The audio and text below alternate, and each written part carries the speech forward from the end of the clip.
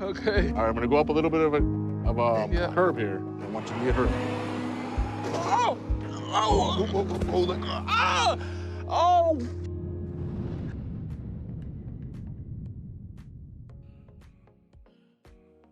TLC's hit show My 600-Pound Life has been on the air since 2012, illustrating the lives of ordinary people experiencing extraordinary obesity and showcasing their struggles before, during, and after weight loss surgery.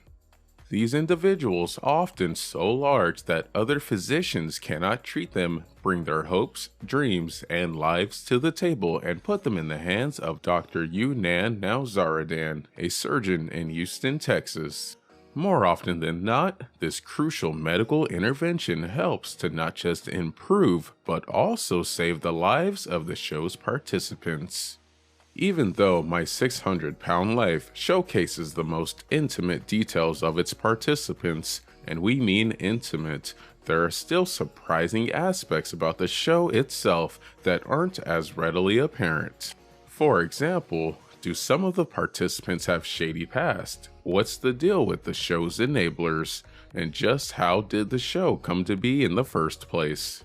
Here's a look at things you might not know about the reality sensation My 600-Pound Life. If you enjoyed the video, do us a favor and click that like and subscribe.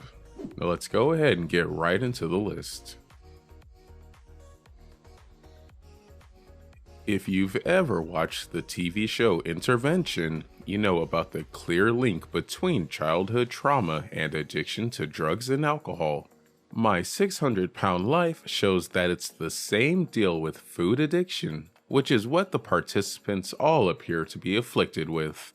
In many cases, this is due to the terrible things they endured during their childhoods, such as sexual, physical, and/or emotional abuse. Some participants were raped when they were young and put on the weight as a protective mechanism. Others ate to make themselves feel better. For example, Ashley Reyes said she used food to cope after her uncle raped her when she was 12. "I didn't know what to do," she said on the show. "I didn't know how to feel safe, so I would eat to gain back whatever little happiness I could." That's why when participants start losing weight, emotions often bubble to the surface. Weight loss surgery has removed their coping mechanism, and that can present additional challenges. For example, it was only when Ashley went through therapy after surgery to deal with the abuse that she started to really lose weight.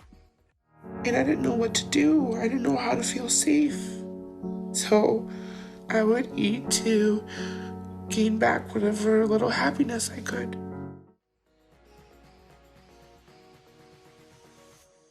Regular viewers of My 600-Pound Life know that the stars of the show all have at least one enabler, if not more, who brings them the food that they want.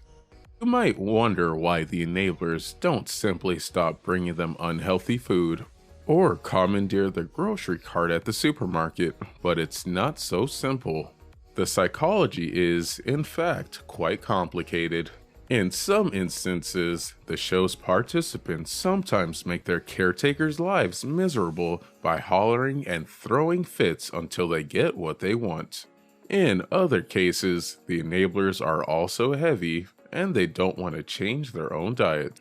And in some other cases, the enablers want to be in a caretaker role and fear they wouldn't be needed if their loved one gets healthier. For participants to lose weight, the enabler has to be supportive of their journey. If they're not, like Celine Whitworth's ex-husband Gareth, the relationship will end or the participant will have difficulty succeeding. It's a little upsetting to lose what you like, but I mean, you know, gonna have to get over it. Why do you have to be such a negative Nancy? We'll see.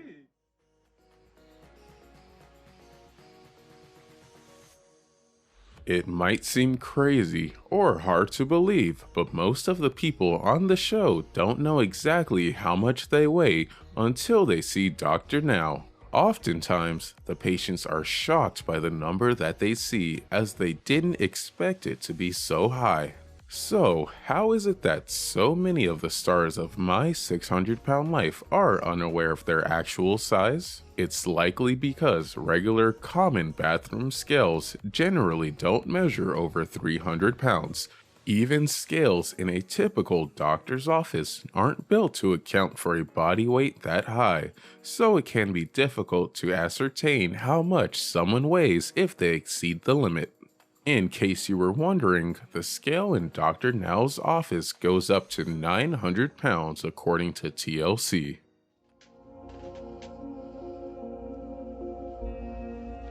$803. Damn.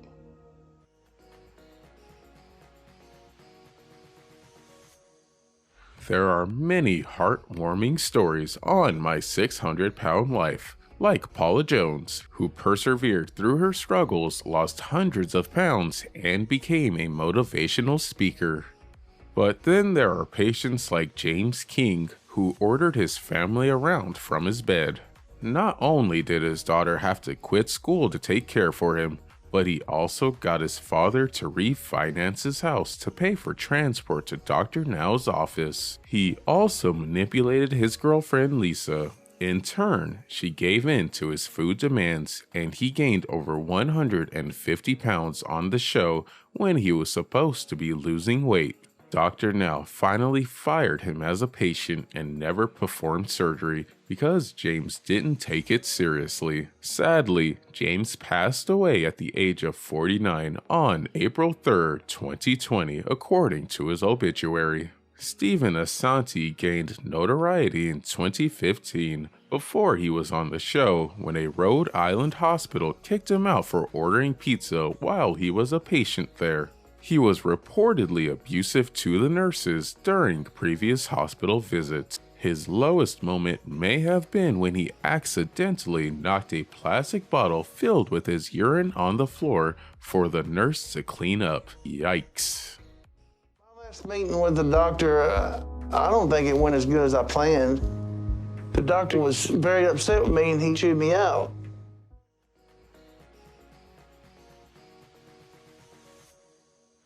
You would think that having a severe eating disorder would limit your love life, but many of the participants on the show have husbands, wives, or live-in partners. One woman, Tanisha Cleveland, had a husband, but he left her during the show because he wasn't interested in helping her lose weight. She went ahead and found a new boyfriend while still bedridden. Many of the romantic relationships on the show change, some for the worse, after weight loss surgery. Some of the partners are overweight as well, and their partner's weight loss threatens them. But in some of the relationships, the partner just doesn't want their loved one to change. Others want to feel needed, and their partner's weight loss threatens them. Christina Phillips, a young woman on the show, said goodbye to over 500 pounds and also bid farewell to her husband because he preferred the caretaker role to supporting her new life. Food in the house, I eat it, so we run out of food quickly. So when Tim's at work and we're out, the only way I can eat is to go get it myself.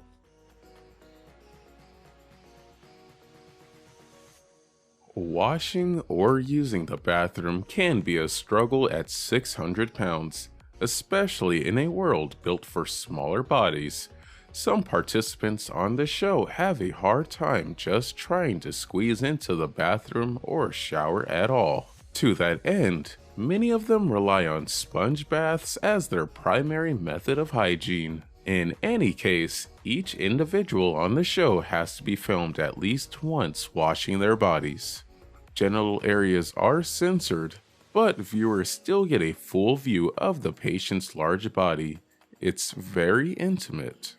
Perhaps the most embarrassing instance was in an episode featuring Nicole Lewis, whose story aired in 2017. Both of her parents were drug addicts, and she ate her pain away. Unfortunately, she got so big that she couldn't fit in the shower, so she had to be washed by her partner outside on the porch. Fortunately, today, she appears to be doing a lot better. There's 2 times when I've been kind of stuck in the shower and I couldn't get up. I sat in there for like 9 hours, just couldn't get up. And I can't ask my dad to get me. Thanks for sticking around and taking a look at our list of some untold truths of my 600-pound life. Once again, if you enjoyed the video or learned something new about your favorite show, click that like and subscribe. From everyone here at the channel, we wish you a good day and we'll see you next time. 803. Damn.